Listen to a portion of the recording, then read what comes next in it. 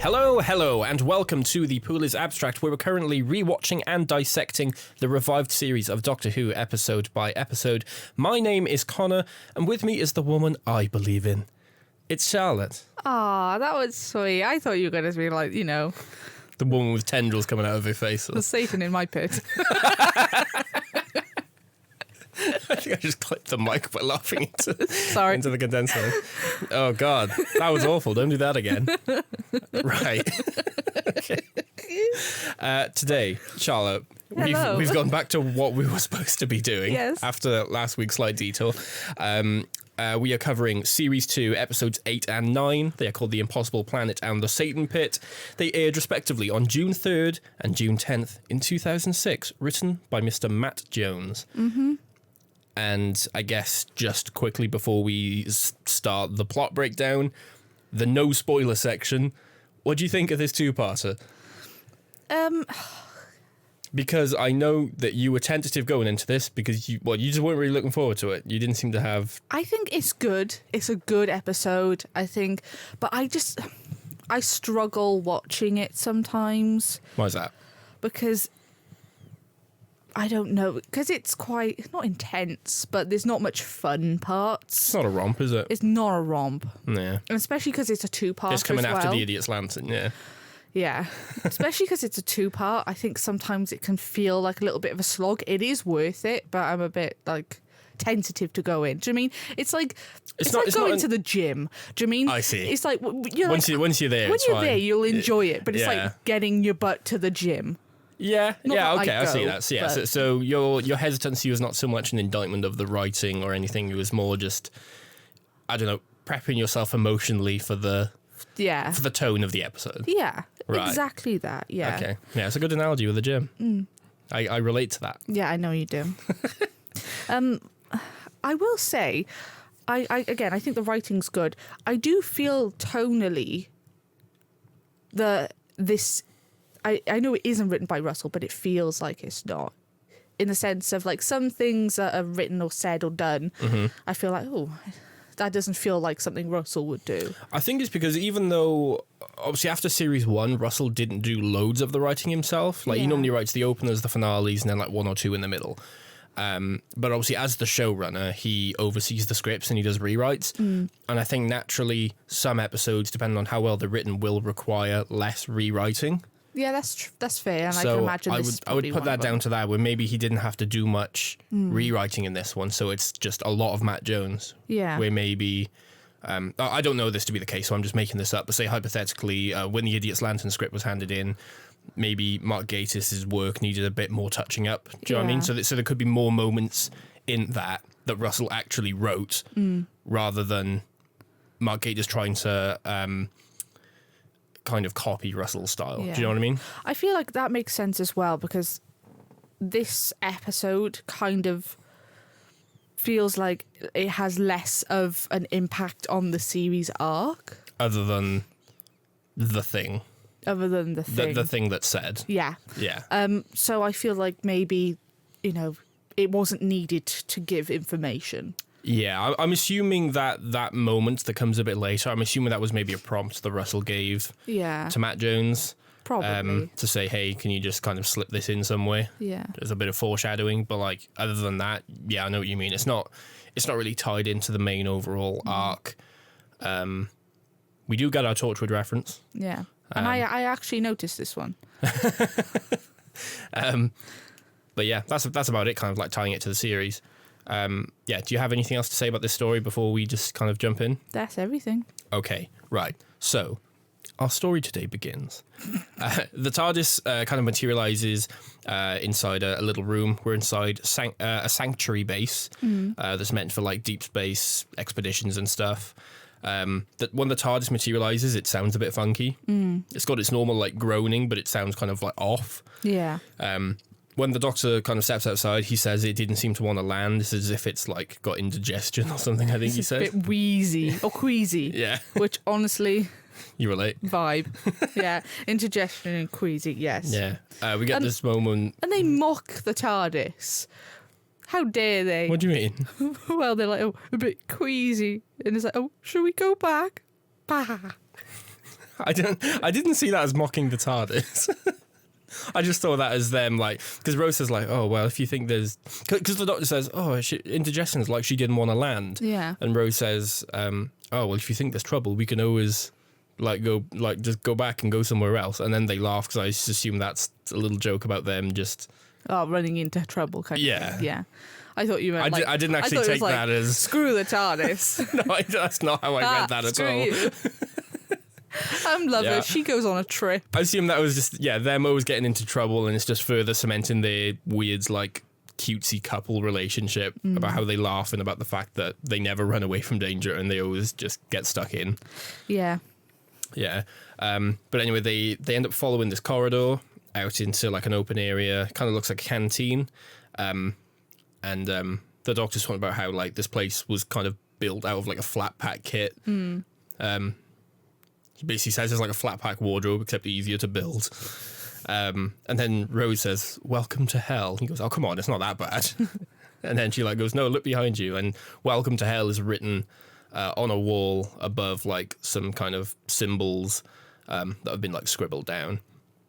The Doctor says that the writing like must be like incredibly old because Rose says, well, why can't I read it? The TARDIS should have translated it to English. Yeah. And yeah, he's like, yeah, it should have, but it hasn't. So this writing must be like impossibly old. Why is Welcome to Hell written on the wall? I assume that was different. My interpretation is maybe the symbols that weren't translated are the language of the villain of the week, where the Welcome to Hell maybe was the language of the people who dealt with him prior. Maybe. That's my off-the-cuff interpretation. So you're saying, like, the people who dealt with him prior... Do you think Welcome to Hell was translated by... We meet Toby, the archaeologist? Do you think it was translated by him, or do you think it was translated by the TARDIS? I don't know. I don't suppose it matters. No, I was just wondering. Yeah, no, I don't know. It could be either.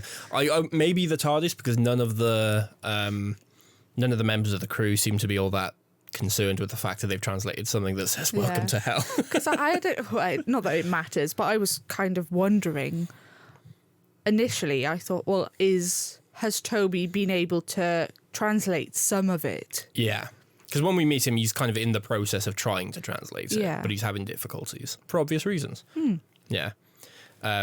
Anyway, at this point, the Doctor goes, let's go meet the neighbours or something like that. Yeah. And he opens a door, and there's a group of aliens standing on the other side. Little boy. It's the Ood. It's a little Ood. It's the first time we meet the Ood. Yeah, this is so funny because obviously we've seen the series. Yes. So going back to this, because when I first watched this, which wasn't that long ago. You didn't watch this when it aired? No. Not even in like reruns? No. You saw this for the first time when we watched it together? Yeah. Oh, did you? Oh, okay. So I don't think I'd seen the Ood, or if I had, it'd been like, in like a Doctor Who special with something. So I remember seeing them and being like, oh.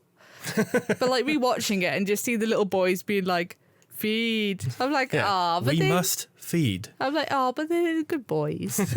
Yeah.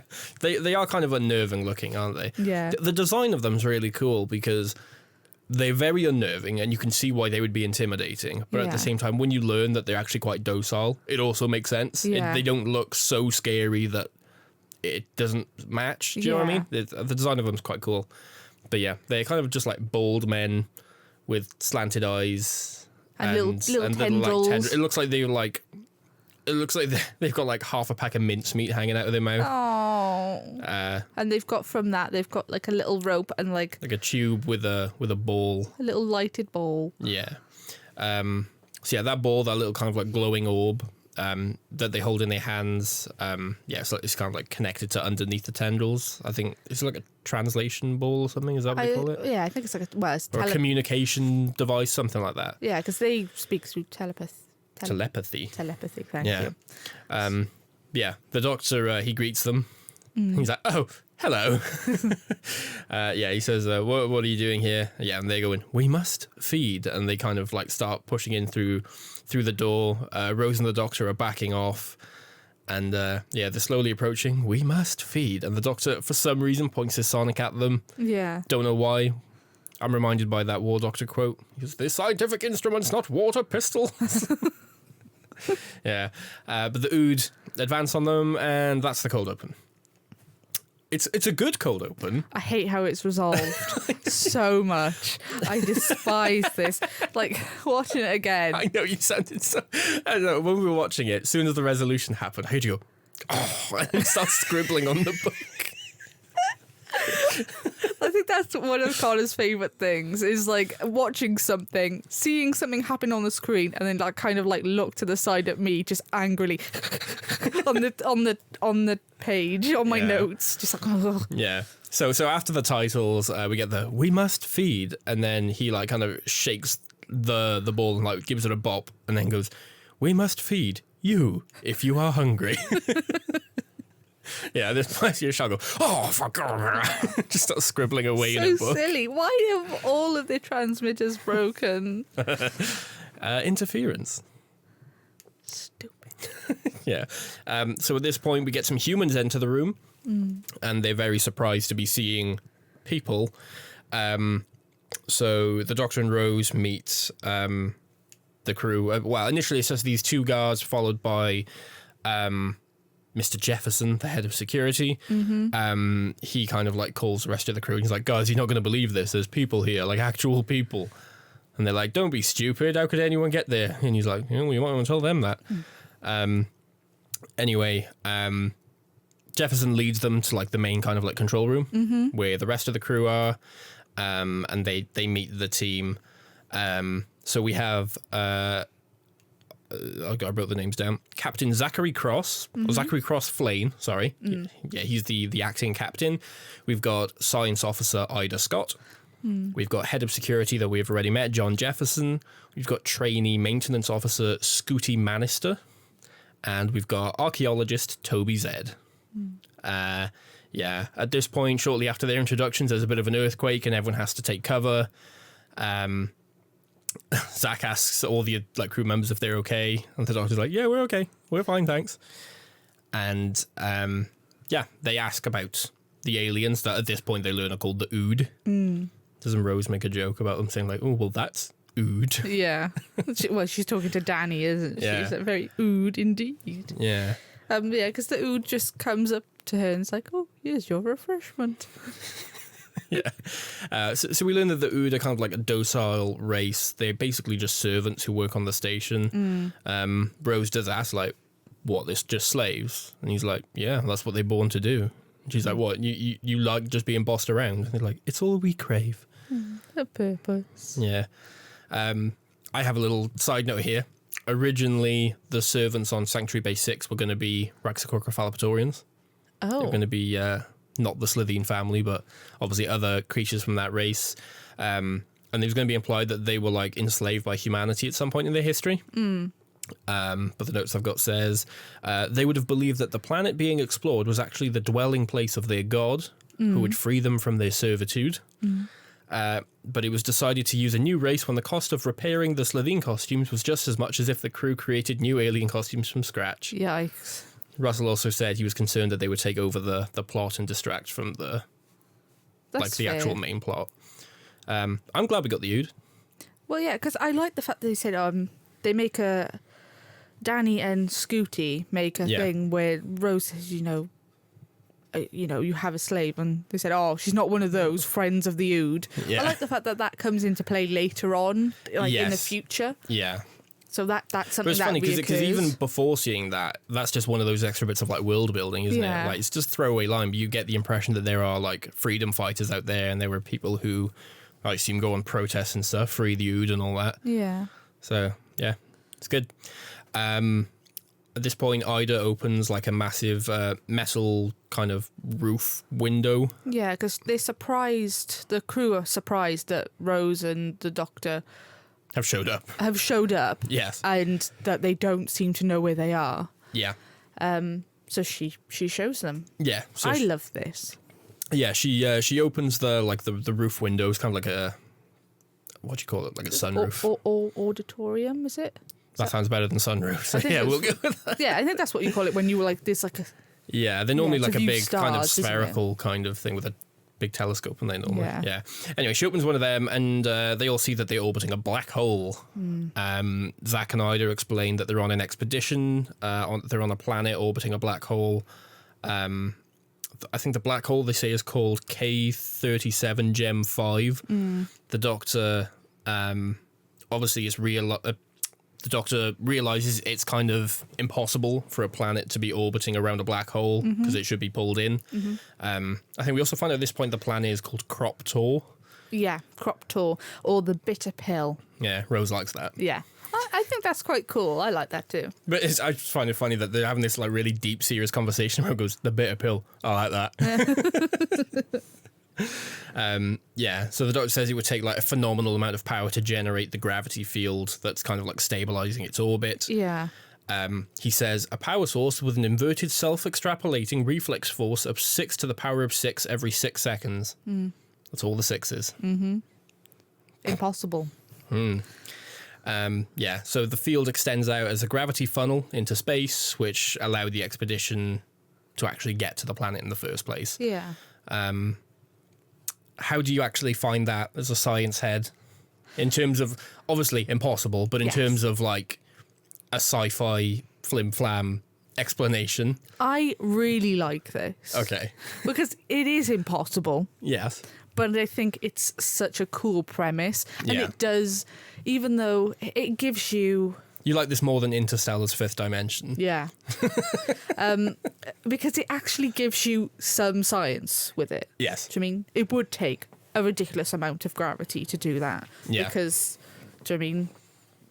Again, you would just be sucked. I mean, the Doctor goes on a thing, doesn't he, of saying like nothing can escape a black hole once it started. Light, air, gravity, time. Yeah. Everything. Literally everything. They're scary. But they're so amazing. They are. They're cool. They're so cool. But they're scary. They're so scary. And they're just... The fact that even the very concepts of things that we can't even see, like time and gravity, can't escape it. Yeah. Like, that's scary. It's just so cool. Yeah. So cool. But yeah, we find out that the funnel isn't like a natural phenomenon. The crew is drilling 10 miles underground to the core of the planet, and they're hoping to find the power source that's kind of, well, creating it, I guess. Yeah. The origin of the power source seems to be like an ancient civilization that had been on Crop Tor before. And the writing that they found on the wall is a transcription of fragments found on the planet that they found during the drilling process. Like we said, Toby's in the process of trying to translate this stuff, and he's having a hard time. The Doctor finds out that storage sections 5 to 8 collapsed during the tremor. Yeah. And he kind of realizes, the TARDIS is gone. I love how long it takes Rose to realize this. Yes. Like, he's literally pegging it down the hallway, trying to open all the doors, and she's like, what's wrong? She's a bit slow. Oh. Martha would have got it. Oh. Oh, bless. I like the fact that the Doctor hugs our captain as well. He does, yeah. He's like, I'm sorry, but I'm going to have to hug you. Yeah. Again, the 10th Doctor's such a people person. For someone who sometimes goes on this rant about how humanity are the biggest, warlords in the universe and stuff, he does love people. Yeah. Well, he mentions it quite a lot throughout these episodes, because he's saying, and I like that as well, because he's saying about how, he's like, why did you come here? Of course you came here, because it's just there. Just because it's there, yeah. Humanity's natural curiosity. Yeah. Yeah. They happen to be passing by, noticed there was a gravity funnel heading to a planet that should be impossible, and their instinct is to follow it down to the planet and drill to find out what's causing it. Yeah. Yeah. I mean, he also asks as well, he's curious of what they want the power for. A lot of people are saying, obviously, to run the planet. Yeah, Jefferson says, like, it could fuel the Empire or something like that. Yeah, he's like, a war. Yeah. Yeah. But after the tremor, a big chunk of the planet kind of collapsed, including the part of the base that the TARDIS was on. So it's, the TARDIS is gone, and the base is significantly smaller now. Yes. So the Doctor tells Zach to like stop the drilling or to divert it. Sorry.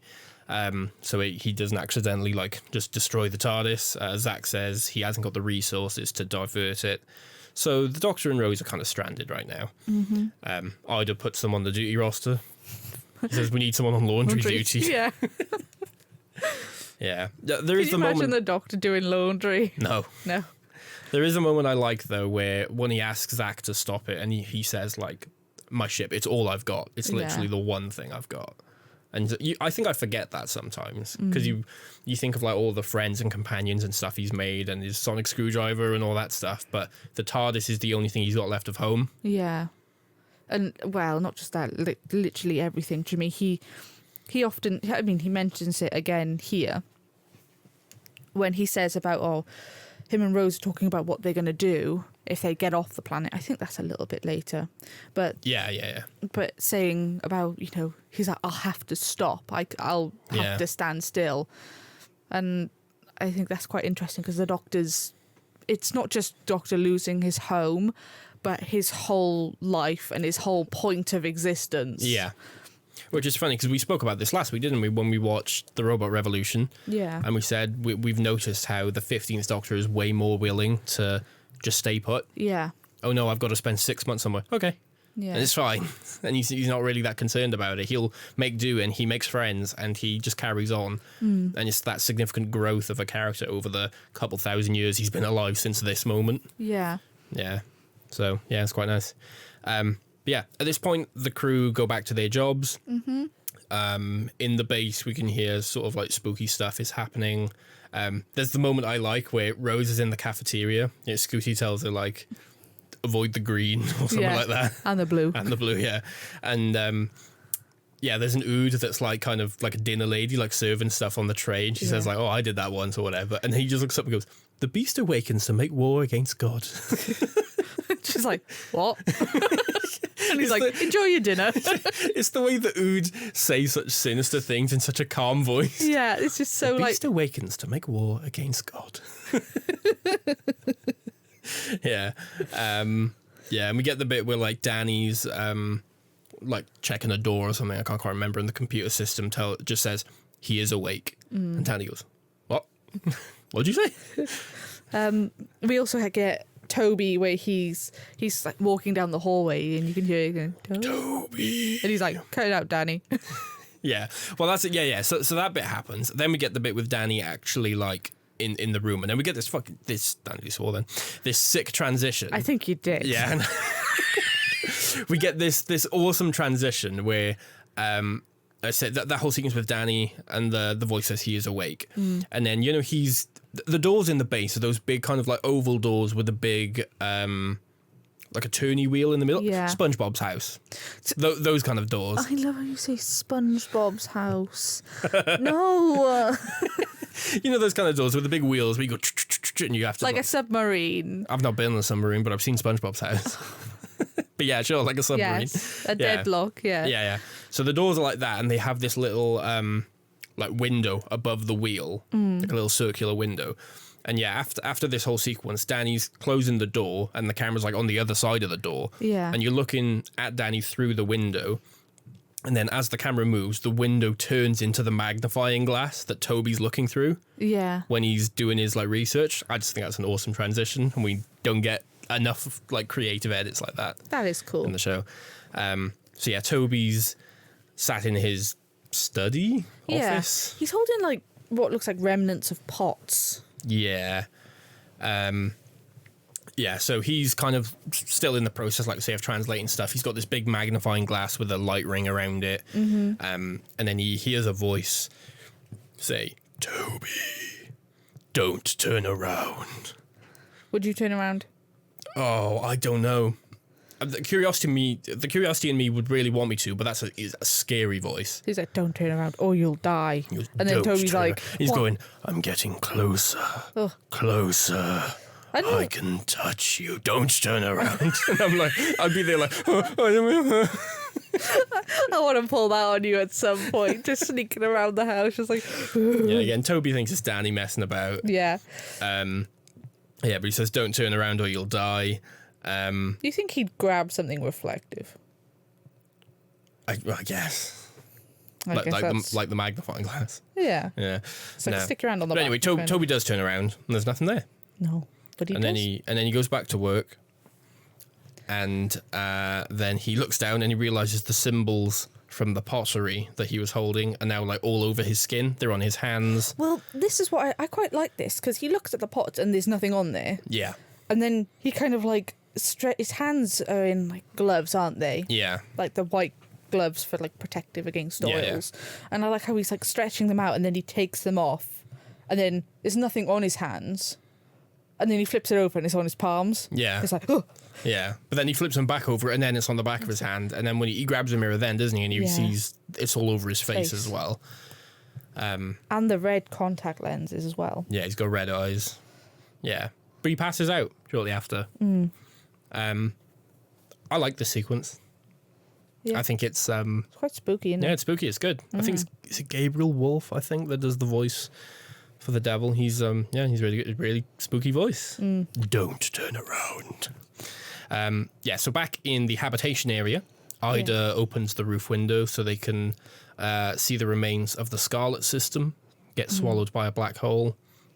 She says it was once home to a civilization that spanned billions of years, and now they're watching its passing. It just looks like a red cloud kind of floating into the black hole. I really like Ida's character. I like all of them. I do, but Ida specifically, I love her character, and I love the fact that, I mean, she has, not just because she's interested in what's creating this energy, but she's so like in awe.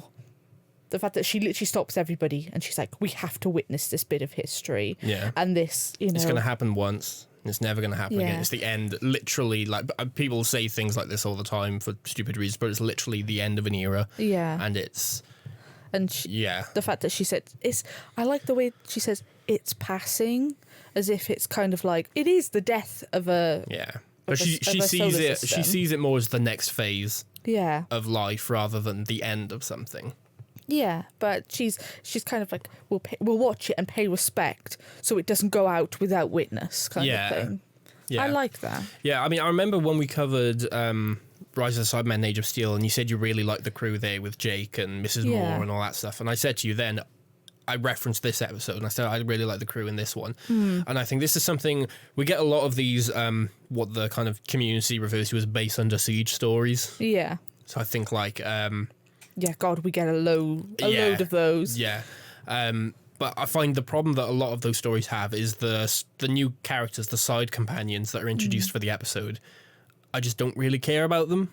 Like I don't like dislike them or anything, but like when they get picked off one by one, I don't find myself caring that much.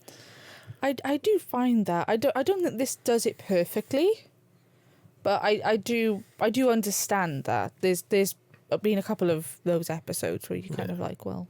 Well, yeah, but that's something. It's like, even like a character like Jefferson, I feel like in most stories, a character like Jefferson would be the guy you're not supposed to like. Yeah. Because he's the soldier, he's very authoritative, he takes control, he threatens to shoot one of his own later, do you know what I mean? And he's that guy that would be painted out as the douche of the group. But even you can tell, is a good person at heart, and he gets... I don't want to say redemption arc, because he doesn't necessarily do anything outright bad in this episode, but do you know what I mean? He gets his moment to shine. And yeah, Zach, I say, get the moment where he and the Doctor have a hug. And you mentioned about Ida talking about, like, you know, experiencing this moment in history. There's a moment kind of similar I find with Zach later, where they're flying away in the rocket, and he keeps making these comments about how, like, we're going to be the first people to fly away from a black hole, and then so we're going to be the first people to get sucked in by a black hole. And he's like, yeah, everyone seems to have this perspective of, I don't know, placing their mark on history, I guess. Yeah. And it's kind of an interesting thing about this team that I like. Yeah. Like, even though they're petrified, they're so... they're so appreciative of this new thing. They're like, this is completely new, completely different, and even though I may die, I've got to experience it, kind of thing. But yeah, so Rose is obviously watching the thing happen with the Doctor, and she realizes that she can't call him Mum. because for the first time, her superphone doesn't have signal. Yeah. She's too far away, even for the superphone. But she does say, like, I don't even know what I would say anyway. Yeah. But yeah, this is one they kind of like the bit you mentioned earlier about talking about the future and what they would do. I love the fact that we get a bit of history on the TARDIS as well, because I don't know whether it was mentioned much in Old Who, but it hasn't been mentioned here yet about the TARDIS and what it is. I like the fact that the Doctor says... Yeah, I mean, the Doctor does say, the Ninth Doctor does say it's alive, doesn't he, when he's talking about the heart of the TARDIS and everything. But do you mean... lots of people could say that about robots and AI. Maybe at some point they kind of are, but we don't really know, do we? No, because he does say that the TARDIS is like telepathic. He says it is alive. It has a heart. Do you know what I mean? But this is the first time where we get a sense of where they come from. Yeah, but there's lots of things of saying like it has a heart, but it doesn't mean that it has consciousness. Do you know what I mean? I always interpreted the TARDIS to have consciousness. I didn't. Did you not? No. See, I always thought it did.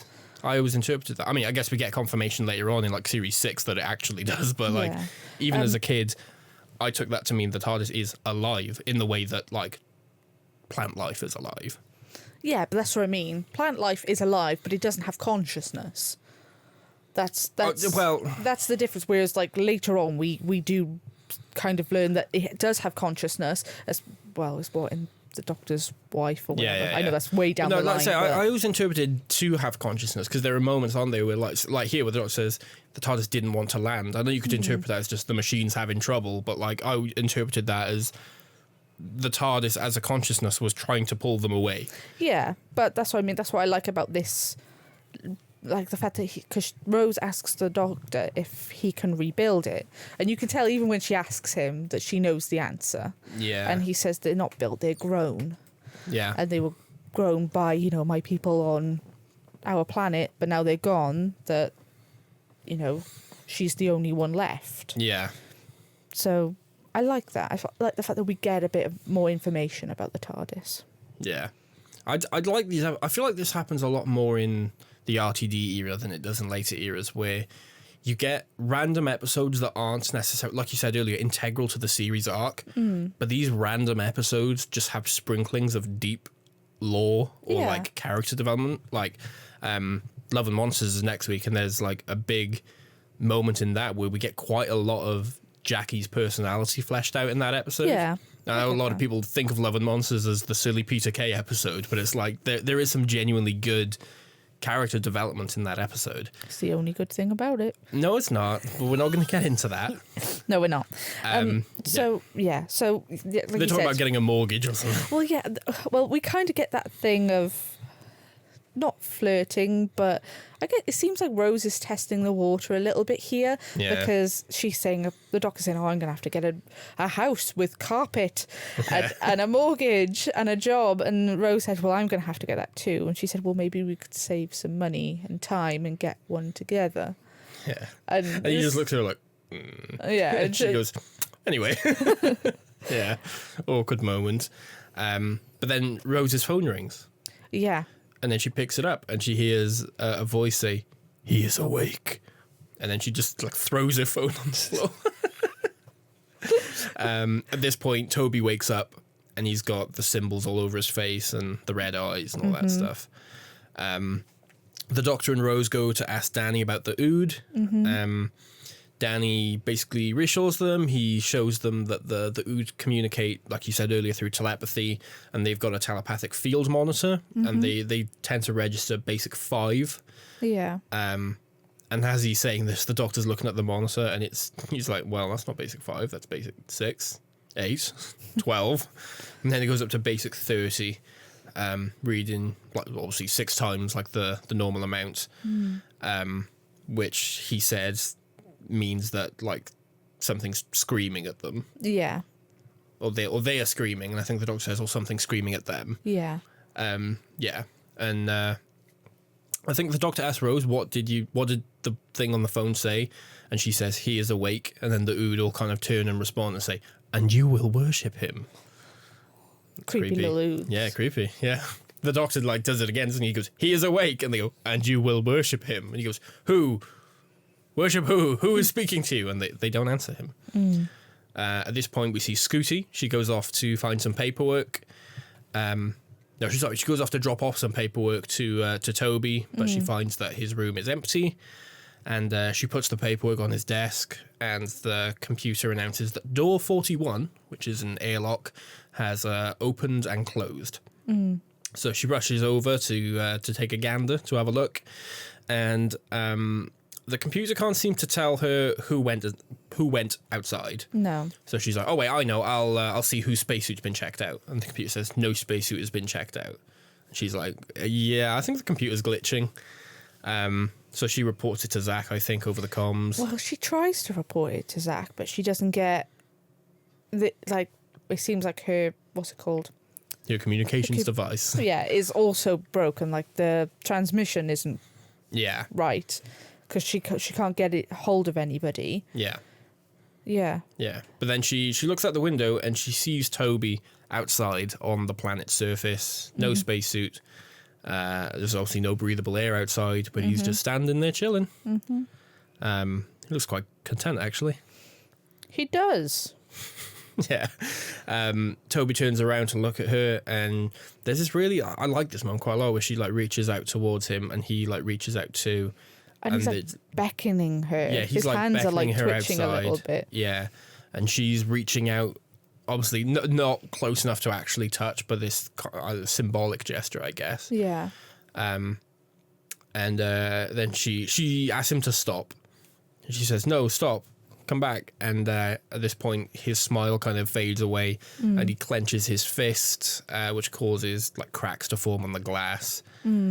And she tries to run towards the door, but it won't open. And eventually the glass shatters, and then the alarms start going off, and is obviously escaping the base. And Scooty's sucked out. Poor Scooty. I like Scooty. I'm sad that happened. Yeah, well, I mean, we didn't get much time. Well, we got a little bit with it, but yeah, I think it's quite because we assume she gets sucked out, but we don't see it. Yes, and then the reveal, I think, is quite. Oh God. Yeah, it's quite horrible, isn't it? Yeah. So the base starts shaking, and Zach orders them to evacuate the section. Danny, Rose, the doctor, Jefferson, Ida, and the two security guards. They all rush to the nearest kind of like safe corridor. Jefferson pulls Toby through last. Toby looks normal now. Yeah. And then he closes the door to kind of seal the breach. Zach asks if everyone's all right. Jefferson says everyone is accounted for, except Scooty. Jefferson calls for Scooty on the radio, but he doesn't get an answer. Zach says she's okay because he's found that her biochip located her in Habitation 3. Yeah, which is the observatory. Yeah, the observatory area. So they go down to take a look, and the Doctor and Rose kind of tend to Toby. They enter like the... Because Rose is like kind of like looking after Toby a bit, isn't she? And she's saying like, "You all right?" And he's like, "Yeah, I think so." And when those two and the Doctor finally enter the habitation area, they can find the rest of the crew just kind of like scrambling around frantically. Yeah. Jefferson says the Scooty's still missing, but Zach is saying that her biochip says she's in Habitation 3. And yeah, this is when the Doctor says, "Oh, I found her."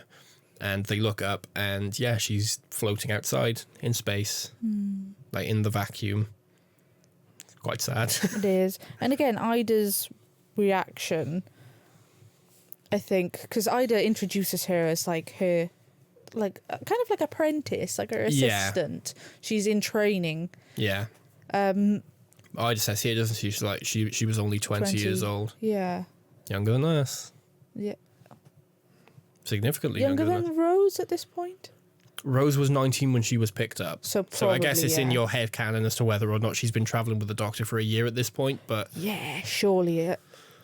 It's hard to say, innit? On the TARDIS, time's all wibbly-wobbly. It's true. But, yeah, around Rose's age, if anything. So, yeah, Jefferson reports her death to Zach. Yeah, Ida goes over to the control to close the overhead. And then Scooty starts floating away towards the black hole. Yeah, very sad. Jefferson starts like reciting a verse from a poem, at this point. He says, "And how can man die better than facing fearful odds for the ashes of his fathers and the temples of his gods?" I like these characters a lot. I do as well. Yeah. So at this point, the drilling noises stop, and Ida realizes that they've managed to drill down to the core of the planet finally.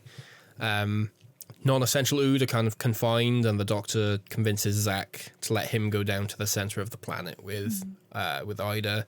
I quite like this interaction between them, because the Doctor's like, because Zach's like, "Why would you go down? You know, this is a mission. I don't know you." And the Doctor looks at him and is like, "Yeah, but you trust me. You trust me, don't you?" Yeah. And it starts off kind of like cheeky, but then he kind of goes, "No, but I can see it in your eyes. Yeah. It's trust." And Captain should, you know, the captain doesn't go on the mission. The captain stays in command. Which is true. Do you mean do you mean he's the only one who seems to really know how the ship runs? Yeah, and we find out earlier when they're introduced that Zach is only the acting captain because something happened to the captain the on original Impact. captain. Yeah. So he seems very much like out of his depth. Yeah. But he's doing his best to keep everything ticking over. He allows the Doctor and Ida to go down. This is when we get our first glimpse of the orange spacesuit. Yeah. Which goes on to be a recurring thing. The 10th Doctor wears it again later in the waters of Mars. The 11th Doctor wears it at one point. The 12th Doctor wears it, and the 13th Doctor wears it as well. It kind of becomes like a recurring thing, but this is technically where it first appeared. So that's fun. I had this action figure. I'm not surprised. David Tennant in the little orange spacesuit. I quite like this interaction as well with Rose and the Doctor, because Rose says about how keen the humanity are to go into space, and they think that space travel is going to be so easy, and it's going to be, you know, like space boots and whizzing through. And she said it's not this way at all, is it? It's tough. It's hard. It's difficult. Hard. Yeah. I like the fact that she's kind of got that realization. Yeah. I think especially because when you travel with a Doctor where it's easy to just disappear and then appear inside someone's spaceship. Yeah. Do you know what I mean? That makes things like rocket ships look like child's play, doesn't it? So I think when you're used to traveling around like that, you probably don't realize how many people are grafting to get to where they need to go. Not just that, all the planning that has to be done. Do you mean the preparing of all the food, and again all the oxygen, all the energy, allocating fuel, artificial gravity. Yeah. There's so many other things where the TARDIS just deals with because it's essentially magic. Yeah. Where, yeah. Do you mean if they're hungry, they can get back in the TARDIS and go somewhere else? I'm sure the TARDIS probably has food stocks. Pop off on Queen Street and just grab some chips or something. Go to Chippy Alley. Chippy Alley. Yeah.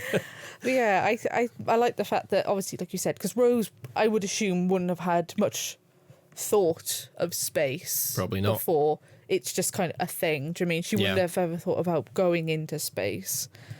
But the fact that now she can kind of truly see how kind of hellish it is. I like that. Yeah. But yeah. So at this point, like say, Ida and the Doctor are in the orange spacesuits. They go down the big kind of yellow lift. I had that as a toy as well, the big lift. And yeah, they go down to the planet's surface. And once they're there, they kind of discover a massive cavern. It's got kind of like ancient sculptures, like massive sculptures on the walls. I love how this looks.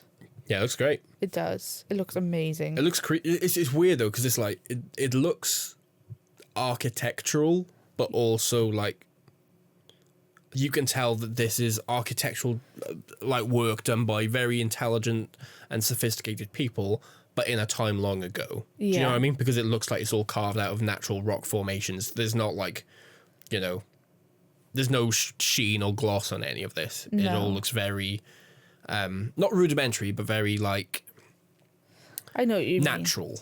Mean. Yeah.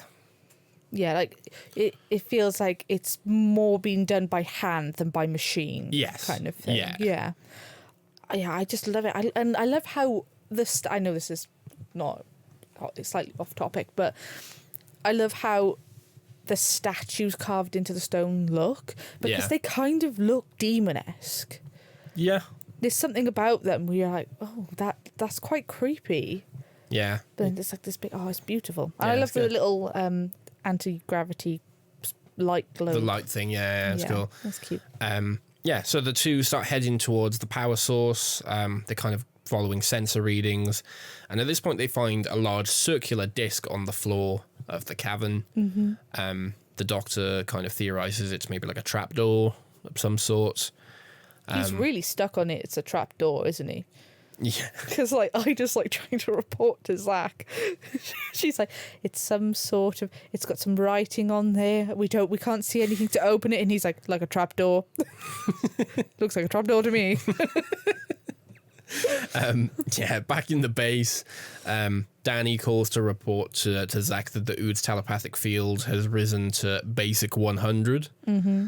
I think Jefferson says the basic 100 is high enough to induce brain death, but obviously they're still alive. Ida reports that the edge of the massive door is covered in, like you said, like ancient symbols. Mm-hmm. At this point, they ask Toby if he's translated any yet to see if they can kind of work out what's going on. Toby says he knows what it says, and when he looks up at Rose and Jefferson, he's got the red eyes and the symbols on his face again. He says, "They are the words of the beast." And Jefferson kind of like points his gun at him, and this bit's like it gives me the... I don't know. I know we spoke a lot about how I like this crew, but like this is Jefferson's moment, I feel like, where we get a bit more about him, where Toby basically walks up and kind of starts to like taunt him. Yeah. Almost. He's like, "Did your wife ever forgive you?" And he's like, "I can tell you now, she didn't." It's like, oh God. Yeah, and that's why, look, because we never find out obviously what that's about, but we don't need to. No. It's enough, and Jefferson looks kind of horrified about it. Because I guess it's one of those things that, again, making assumptions, but you can't imagine that Jefferson's the kind of guy that would divulge his personal life to people. No. So I guess I think that's why it works so well, because you know that Jefferson in this point knows that this is some other being. Yes. That there's no way Toby could know this. Yeah. Unless he's been digging around in his past, which unlikely. But that's the thing, because later on they kind of... I don't know, he kind of outs everybody's secrets. But there are things like, I think with Ida, he says like... running away from daddy or something. And obviously, we don't know what that's in reference to. No. But that's something I can maybe imagine Ida would be a bit more open about having told someone. Yeah. Well, you're right. With the Jefferson situation, I imagine he keeps those cards pretty close to his chest. Yeah. So that's his realization of what is going on. Yeah. So after this whole sequence, Toby, he kind of like screams, and then the symbols kind of come off his face and they go over to the Ood. Mm-hmm. Toby faints, and now the Ood have like red eyes, and they all start speaking and walking towards the crew. They identify as the Legion of the Beast, and they're kind of just chanting these verses as they kind of follow the crew members. Mm-hmm. The security guard that's with Danny gets electrocuted by one of the translation balls. Yeah. Maybe that's how the Doctor was going to stop the Ood. Or like short circuit the balls or something. Yeah. And maybe get them to electrocute themselves. Yeah. Danny runs, and in the other chamber, Jefferson, Rose, and the other guard are kind of retreating as well. Yeah. The Doctor and Ida are still hanging out in front of the big trapdoor. And rocks fall on the ground as the ground starts to shake, and the sections of the door slide open to reveal this kind of massive black tunnel chasm. Pit. Well, pit. Yes, pit. Pit. Yes, a pit. Yeah. One could almost call it a Satan pit.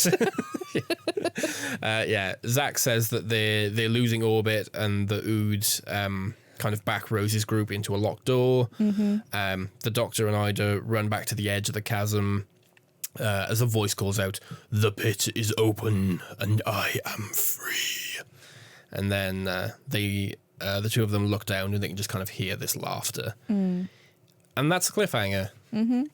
How do you feel about that as a cliffhanger? I quite like that cliffhanger. It's pretty good. Yeah. Yeah. I think... Obviously, we get a bit more in part 2 in the Satan Pit, but I think The Impossible Planet does a really good job of building the tension of what the Beast is. Yeah. Because I like the fact that we don't... Because as well, we do see him He flashes on a screen for very a moment, briefly. Yeah. But even then, we don't know at that moment that that's what he looks like. No. That could just be an image being projected. It kind of isn't how he looks like. I think it is. Because we see him later on, don't we? Yeah, it looks like that. Because he looks like he's got more flesh on him. On the screen? Yeah. Like, Does he he? looks more... Yeah, he looks more, like, padded. Whereas when we see him... when we see him later... I don't know. In my head, he looks the same, but... Because he looks more... He looks like more of a... I don't know how to describe it. He looks more sunken and, like, skull-like in the pit. Famished? Yeah. Gaunt. But he Decayed. looks... All of the above. Yes. But he looks more, again, not human, but more alive. Yeah. In like the kind of flashes of, and also I know he's on the screen, but he looks small. Yeah, I guess. Again, I know we'll get onto that point, but I don't know about you. I didn't expect him to be as big as he was. I thought he was going to be big. I didn't expect that big. Yeah, he's big. He's a big boy. Is this a better cliffhanger than the cold open? Yes. Yes. We shall feed. And it's the Ood again. Ood. Ood. Yeah. So then part 2, the Satan Pit, begins. So we've got the 3 Ood advancing towards Jefferson, Rose, and the guard. Mm-hmm. Jefferson gives the order to open fire, and they start shooting and start killing the Ood. Oh, poor Ood. Yeah, poor Ood. This kind of starts this trend of Ood just don't make it. Cannon fodder. Yeah. Yeah. Ood die all the time. This is Ood and Doctor Who cannon fodder. Oh. The red shirts of the Who. Yeah, not the actual like storyline. Like in Who, they're like, who can we kill off? The Ood. Yeah. Put them in. One little thing I'd just like to point out here, because we're on about shooting. Right. Where's this going? This does have a link. I really like the fact, because I know it's mentioned in part 1, like literally just before the end, that it explains about the guns. Oh, yeah. Because Rose says, well, you can't shoot a bullet in here. I thought you'd like this bit. You can't shoot a bullet in here. Yeah. But what if it hits a wall? And I like the fact that it's some sort of blaster that affects only with, like... Organics. Yeah. I think that's really cool. I like that. Yeah, because Jefferson tells her that. And I remember, when I saw that bit, I thought, I bet that's one of those stupid little details that Charlotte I would love appreciate. that, because it's being thought through. It's like, of course he would be head of security. They may need security, but they need to have it safely. Yeah, safe security. Yeah. And I appreciate this. Yeah. Yes. So in the control room, Zach announces that the planet's orbit is finally stabilizing around the black hole again. Mm-hmm. Danny reaches the others, and he warns that the rest of the Ood are on their way. That one guard that's left. Well, yeah, because Jefferson says open the door. Yeah. And they do, and the female guard just gets zapped. Yep. So then, they get zapped, and then Jefferson starts open firing again. Zach is trapped in the control room, and Jefferson starts getting low on ammo. He's running out of ammunition. Zach checks what weapons he's got, and he says he's got a bolt gun with a single bolt left. He says, great, I can kill one Ood. Jefferson recommends strategy 9, given the circumstances. Zach agrees, and he tells him to get everyone together. Mm-hmm. The Doctor and Ida report to the base because they lost contact briefly, and Rose is like, oh, thank God, you're not dead. The Doctor reports that the seal on the door is obviously now open, the trapdoor. And, but nothing's come out of the pit. No. And they look down, and it just appears to be, like, bottomless. So Zach orders Ida and the Doctor to come back up because they're executing strategy 9. I like how Ida just shuts her radio off. Yeah, she tries to tell him, she tries to like talk him out of it. He says, no, that's what I'm doing. So she just turns off the comms. And I like how you could tell that even Ida also trusts the Doctor. Yeah, because the Doctor goes, disobeying an order. And she goes, I want to know what you think. Yeah. Again, I love her character because it's completely fair. Do you know what I mean? You've gone all this way. You've gone to this planet to find out what's in the pit, and you've opened it, and nothing's come out. Of course, you'd wonder, well, what's that's the in thing. it? You'd think that's the end, wouldn't you, when something starts coming out of the pit? Yeah. But then when nothing does, it's like, Well, there's more mystery now. I have more questions than I did originally. Yeah. But I like the fact that the Doctor doesn't berate her here. He's like, oh, this is wonderful. You know. He goes on about the curiosity of people, doesn't he? Yeah.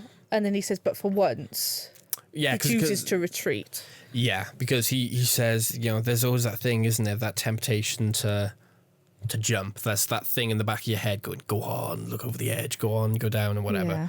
He says, but maybe that's what it is, because when the Beast was talking about I am this, I am that, he says, I am the temptation. And he says, maybe that's what it's relying on. So yeah, he suggests retreat. Yeah. And he takes a moment to go, oh, now I know I'm getting old. Yeah. Yeah. Jefferson points his rifle at Toby. But Rose says, hey, what are you doing, mate? Stop that. She says, look, whatever was in him, you can see it's not there now. He looks normal. We saw it pass over to the Ood.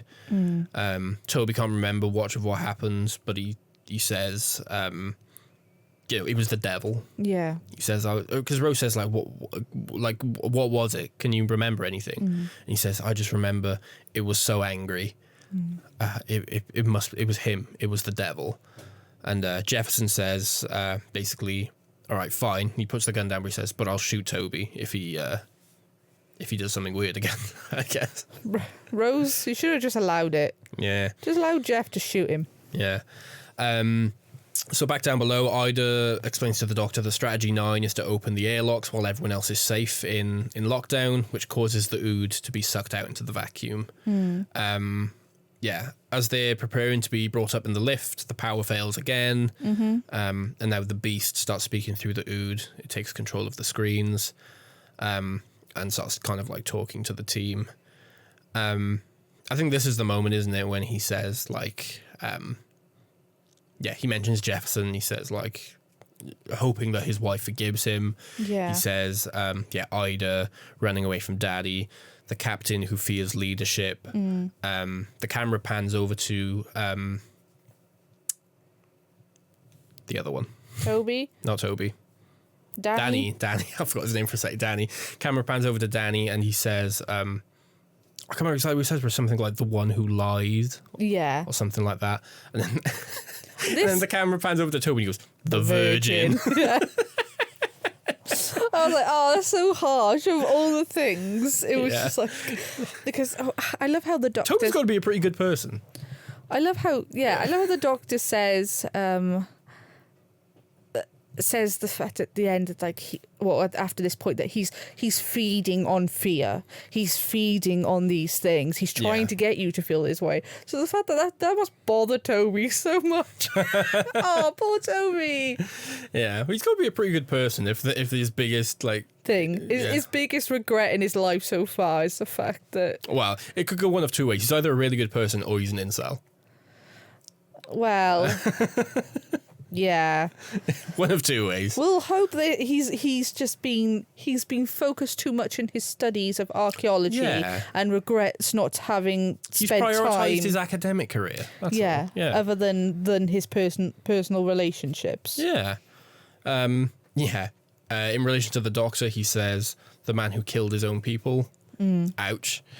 And with Rose, nobody mentions that, do they? Nobody even tries to bring that up. The Doctor changes the subject really quickly. Yeah, he's like, shut up. And with Rose, he says, the girl that will soon die in battle. So the Doctor says, well, just tell me this: if you really are the devil, which one are you? Because there's so many religions, and then he goes off to rattle off like 10 different religions. Some are real, some are not. And the Beast says, I am all of them. I like how he says, which one? He's like, Church of the Tin Vagabonds. I hope we get that in the future. Yeah, one of them says like Pash Pash or something. I'm like, and he goes Christianity and just throws the normal one in there. New Judaism. Yeah. Yeah. Beast says he's all of them. He says that the disciples of the light rose up against him, leaving him defeated, and chained him in the pit for all eternity, essentially, is what we learn. He says that this happened before the creation of the universe. The Doctor says that's impossible, because nothing can exist before the creation of the universe. And this is when the Beast says, is that your religion? And I like that I like that. Just because the doctor goes, "It's what I believe." And it's like, it's not necessarily about a god per se, but everyone, even if you are like super atheist and you go by science and the laws of the universe, that is kind of your religion. That's your belief, and that's what you put your faith in. And I think the doctor probably saw it in the way most people see it, as if you don't believe in a god necessarily, if you're not religious in that sense, then you are the opposite. But most people don't actually consider that it's just your own religion to not believe in a god. Well, yeah, and it's whether it's religion or not, it's just a belief system, really, isn't it? Yeah. We've just put a label on it, calling it religion, but any scientific theories, you could argue, is the same thing. But that's the thing, you get faith and belief becomes a religion when you start getting people together and you start labeling it. And there are atheists that do that. Do you know what I mean? Atheists get together and, some are scientists, some are just super right-wing. But everyone, I guess in reality, as soon as you come together and you form into like a larger group, it's kind of a religion. Well, that's what I mean. Like, I think it's a really interesting point. It's an interesting kind of debate. It doesn't go into it much further, but it's kind of an interesting conversation starter, I think. Yeah. This episode's got a lot of interesting kind of philosophical thoughts like that. Because I know we've had this conversation off topic a little bit, but we always do that a tiny bit. Yeah. Because I'm a very much a fence sitter. Yes. I don't think anything in life is for certain. I don't think you can count on anything being for certain. But I think, this is a great example of that. The fact that, even in science, we don't know what came before our universe. Yeah. We assume there's something. Yeah. But But that's more of humanity's natural curiosity than actually having evidence to suggest it. Exactly. And you could argue the same with black holes. We don't know what happens on the other side of them. We don't know. We assume just implosion and everything dies while going in, but everything gets pulled apart, but we assume that it's nothing, but things have to go somewhere. Yeah, it's just having a belief of where they go. Yeah, but I think it's really interesting. I like that, and I like the fact that later on the doctor addresses this point. Yeah, it's good. Yeah. So after this moment where they all kind of have their insecurities and fears kind of brought up, everyone starts to panic, and they're all kind of like talking over each other. And the doctor tries to calm them down by reminding them that they have the strength of the human race behind them. Yeah. He basically says, he's on his own, we're not. That's what makes us different. He says that, they defied conventional belief by even making it to this impossible planet. Yeah. So, they have hope and things like that. And the lift cable snaps. Yeah. And the doctor and I kind of just get out of the way before 10-mile worth of rope collapses on top of the capsule and basically breaks all the communications. Yikes. Can you imagine the sound of that? Yeah, because it's not like rope, is it? It's like steel chain. Yeah. Yikes. That'd make a racket. It would make a racket. Yeah. You wouldn't want to be anywhere near that either. Yeah. So now they're stuck down there with 55 minutes of air left. Yeah. Two things I'd like to mention here. One thing we've missed, which... Okay. Before the voice comes over the radio... Yeah. That's when we get our Torchwood reference. Oh, yes. Yeah, you're right. Because Captain Zach mentions that he's from the Torchwood archive. Yeah. That's why they're there. Yeah. Which, little reference. And two, with obviously they've only got 55 minutes left. This is done twice. This little thing of, 60 minutes. Oh, actually, only 55. This is done again later. Yeah. That's it. Okay. How do you feel about stuff like that? Like what? When they're like, we've got 10 minutes left, and then something happens, like something creaks, and they go, only 8, which literally happens in a couple of minutes. I mean, it's it's an attempt to be funny, isn't it? It's like, I guess it's trying to raise the thing is, it's like from a writing perspective, you could have just written 55. You didn't have to write an hour and then have something happen, but it's like, I guess it's trying to be like, it's giving you that shock of like, oh, we're in a terrible situation, and then it's like, oh, it's worse than we thought. Yeah, I guess like with the ear situation, it's like try to keep calm and composed, because if you start to panic, then you're just going to use your ear faster. I guess so. It's not just the stakes of the episode, but it's the stakes of you also have to stay calm during this. So I guess it does that. Yeah, Ida decides to rig up the loose cable so they can explore down the pit. But the doctor says that he's going to go down, not her. So back upstairs, up top, after the power loss, Zach can't implement strategy 9. The Ood is still trying to break through the sealed doors to reach everybody else. So Rose gets them together to think of a way out. Zach reroutes energy from the rocket to kind of restore half power. And Danny kind of finally comes up with a way to maybe take the Ood out. Yeah. Which includes broadcasting a telepathic flare that will reduce their telepathic field to 0. I think he calls it a brainstorm. Yeah. Yeah. He says this can only be done, though, from the central monitor in Ood habitation. The only way there from where they are is through the maintenance shafts below the base, but there's no air in them. Yeah. So Zach has to extend the oxygen field to follow them through the tunnels. Yeah. So it's kind of set up in this way where they're in an area, and then he will have to open the door, take the air out of one area, put it into the next one, close the door. Yeah. That kind of deal. So I quite like here how Rose takes charge.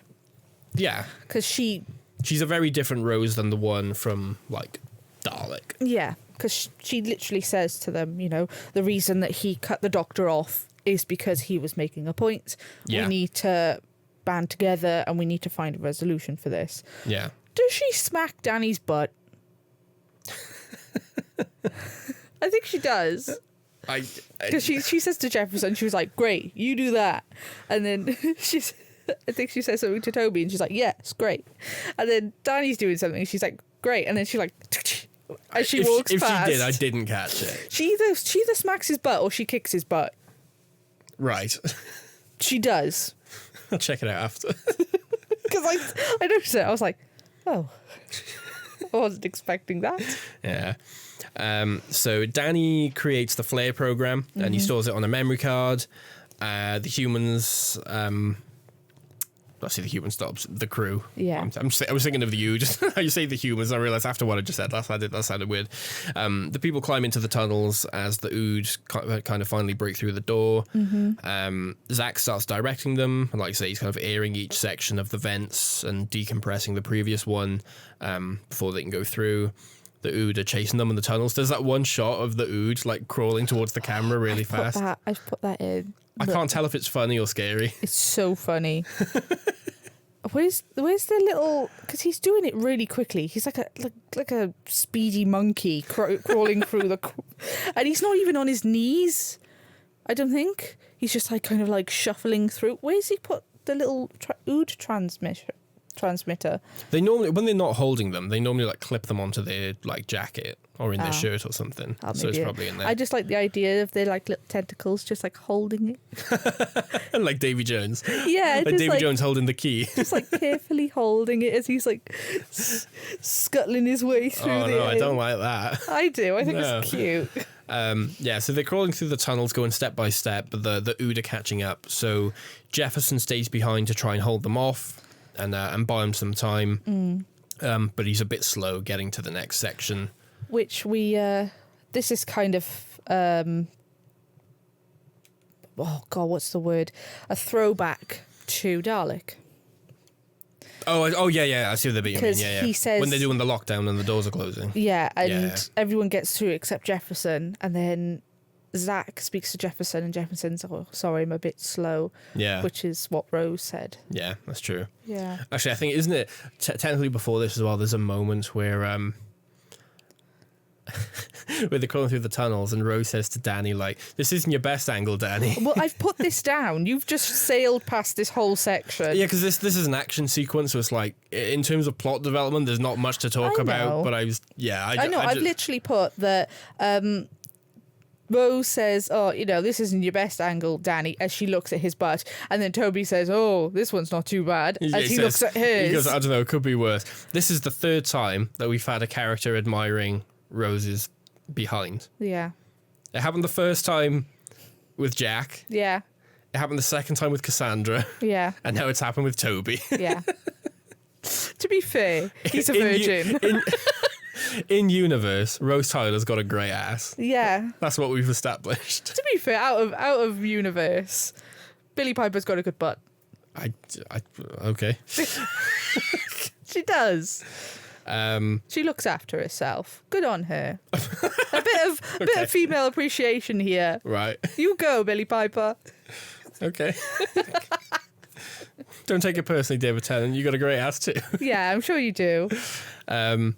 Yeah, so, Jefferson's a bit slow getting to the next section. Yeah. He's looking rather pale because he's run out of air. So he asks Zach if he can, he says, if you can't add air back to this section, can you at least make it drain quicker? He says, I don't know, dying by lack of air seems a bit better than death by ood. Yeah.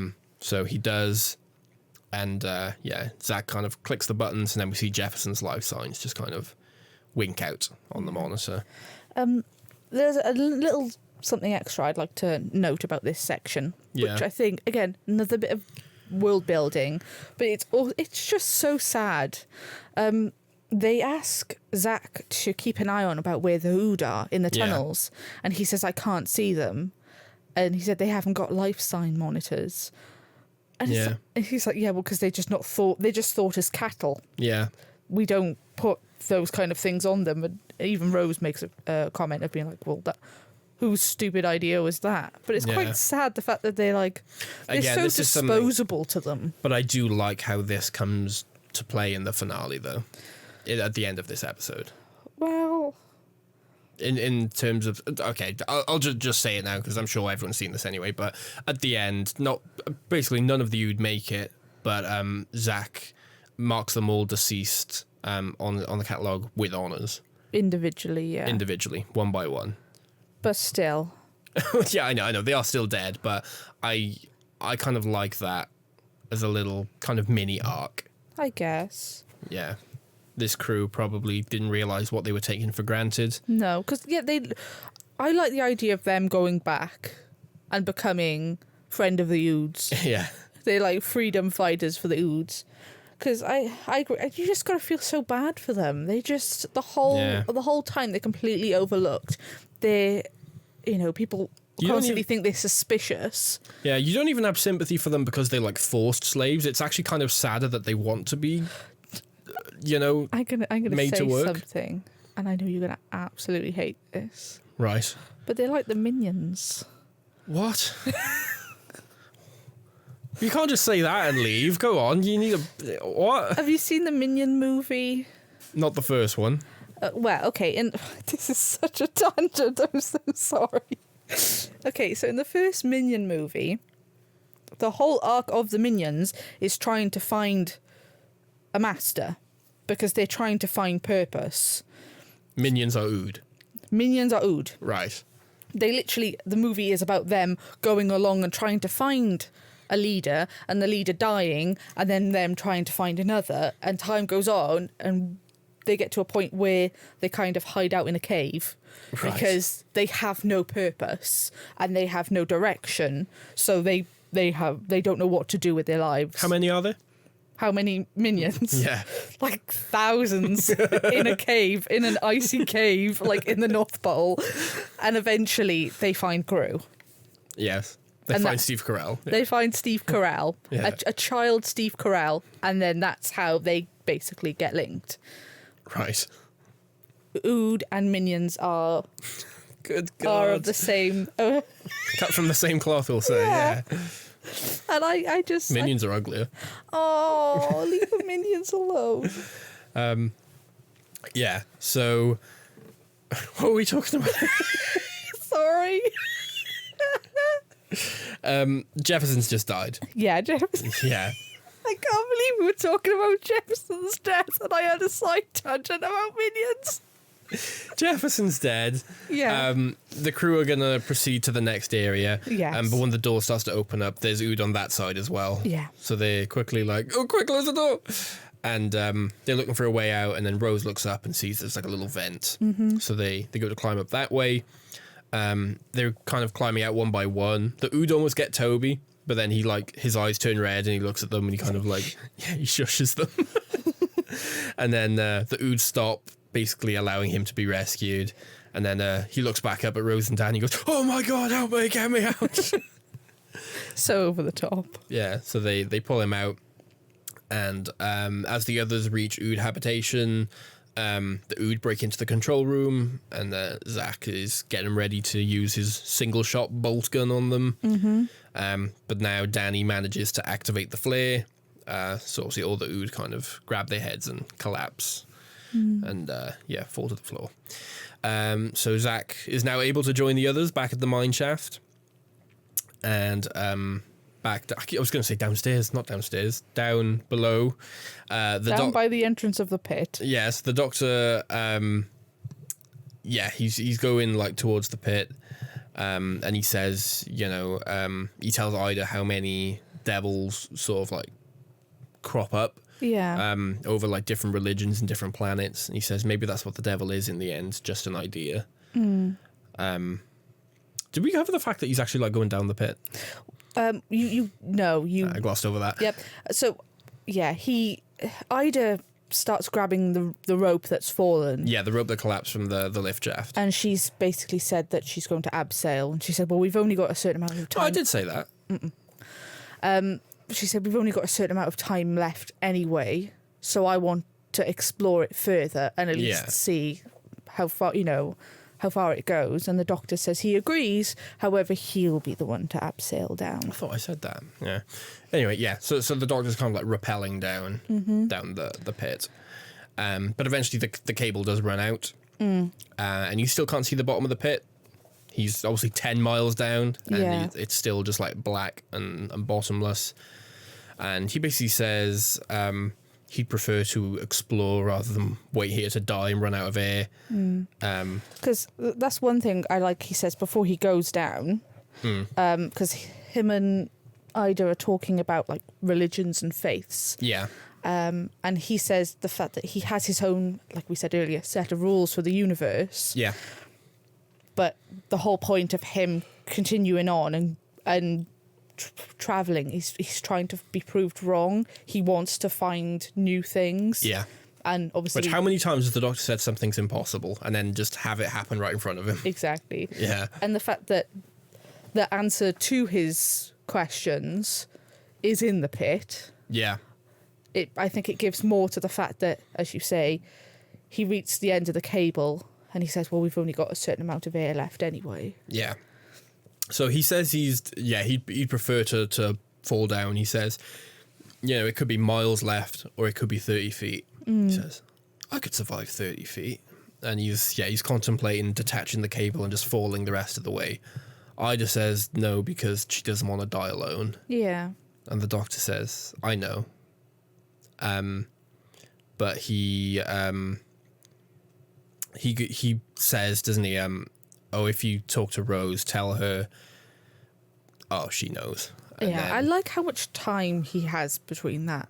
Yeah. The fact that you think for a moment that his, the transmission's gone out or something. Yeah. But then he kind of comes through and he's like, she knows. Yeah.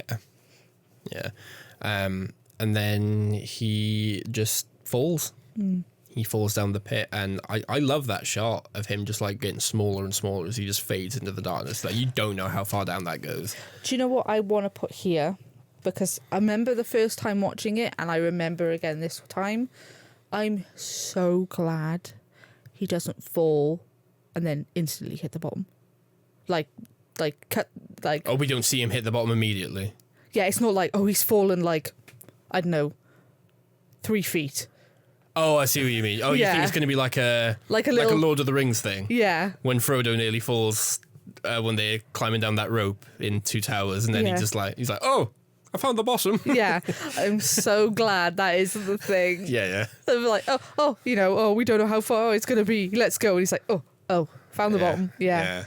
I remember watching it the first time. I was like, if they do this. And they didn't. And I'm like, well done. I'm so glad because it's such low-hanging fruit. Yeah, such a cheap joke. It is. I'm so happy. Annoyingly, just after this is when the communications come back up. Yeah. And Rose tries to talk to Ida and the doctor, and Ida says that he's fallen. He fell into the pit. I like the fact that Ida as well kind of keeps the secret. She doesn't say he chose to. Yeah. She says he has. So she's, because I can imagine Rose wouldn't have taken that very well. So, the doctor just decided he wanted to see more. Yeah. So he chose to fall into the pit. The doctor made a selfish choice, but she kind of had his back. Yeah. Yeah. So she's like, as far as Rose is aware, the doctor could have just tripped and fallen off the edge. Do you know what I mean? Yeah, I always think that in that's Lord of the Rings as well, isn't it? When Aragorn doesn't come back to is it Minas Tirith they go into? Helm's Deep. Yeah, that's right. Yeah, it's Helm's Deep. And Eowyn. Yeah, Eowyn talking to Gimli and says, like, where's Lord Aragorn? And he goes, he fell. Yeah. It's like, I can say he was dragged off a cliff by a dog. Yeah, by a warg. Is it a warg? Yeah, it's a warg, yeah. So Zach tells Ida that there's no way to get her, but she understands. I like how you can tell that he kind of wants to ask if it's okay permission, if they leave. Yeah. But he kind of goes to say it and stops, and she's like, just go. Yeah. She knows. He says all they can do is abandon the base to make sure no one comes back here. So yeah, she's okay. She's like, fine, just leave. Rose wants to stay because she swears the doctor's going to make it. Yeah, and she's right. Well, it's a good thing she went on the rocket. It's a good job, yeah. And she didn't stay behind. Because, oof. Yeah. Rose wants to stay, but Zach knocks her out with like a syringe. Sedative, yeah. Sedative knocks her out. He says, I've lost too many people today. Yeah, he's like, I'm sorry. He slings her over his shoulder. Yeah, he turns around. I'm sorry to hear that. And he's like, bam, sedative. Yeah. Slings her over his shoulder and carries her off to the rocket. Yeah. And they make their way there past all the bodies of the Ood. And the Ood is starting to like twitch, like they're waking up. Down at the bottom of the pit, the doctor wakes up. His helmet is smashed to pieces, but he's discovered that he can still breathe. Yeah. And he kind of speaks out loud to himself. He says an air cushion must have supported his fall. So in the rocket, Rose wakes up as it's about to launch. She's obviously like, no, get me out of here. Let me back to the planet. And I like how Danny sees that she's like waking up and he's like, we're going to have a problem here. He goes, I think we have a problem passenger. She threatens Zach with the bolt gun. Yeah. But he says it's too late to turn back. And she says like, I'll shoot you. And he's like, will you though? Is that what your doctor would want? And then she kind of just relents, I guess. She just puts the gun down. Yeah. Toby seems amused that they've escaped. Yeah, he's just giggling to himself. Yeah. He's like, oh, I'm just happy that we got out. Yeah. I like the fact that, I know this is jumping ahead a little bit, but if we're staying in the same section, the fact that he's like, Rose is just sitting there and she's like, yes, we escaped very easily. He could have got us so quickly. And he just says, shut up. Yeah. He's like, he could have killed us a million ways. He could have like cut the air off or something. And Toby goes, Rose, do us a favour. Shut up. So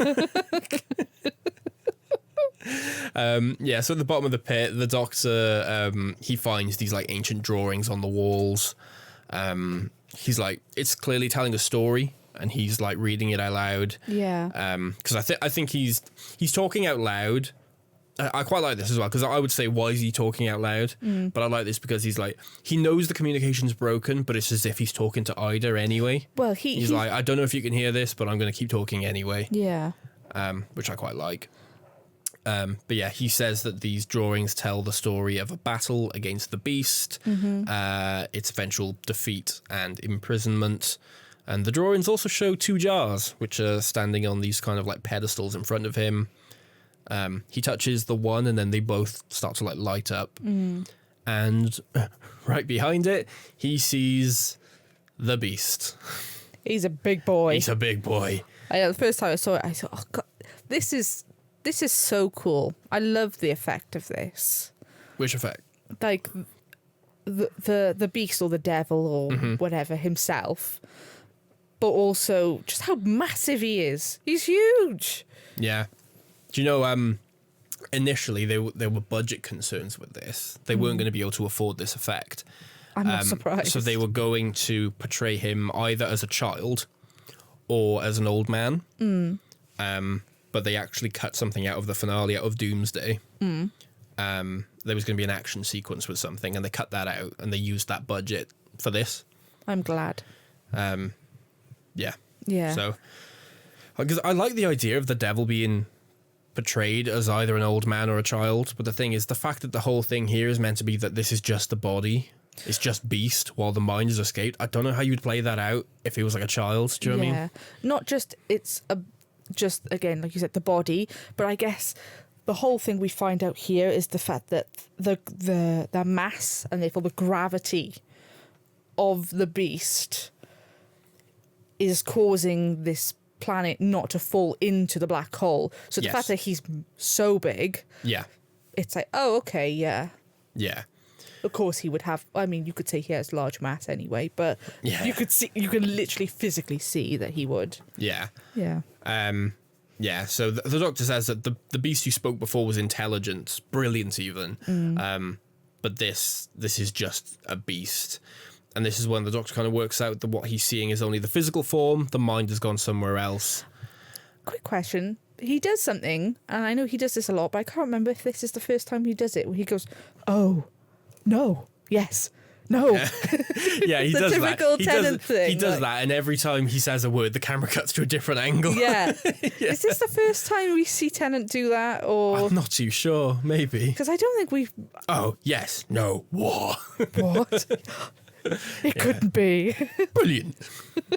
So many Tennantisms. Yeah. I was like, oh, I swear this is the first time we see him do it. So yeah, the Doctor also realizes, like you said, the planet is like the perfect prison. If the beast ever managed to break free, the gravity field would collapse and the planet would fall into the black hole. The air that cushioned his fall and that he's breathing now wasn't provided by the beast, but its jailers. So someone could stop it escaping by destroying the prison and the planet. Yeah. But the beast had prepared for this.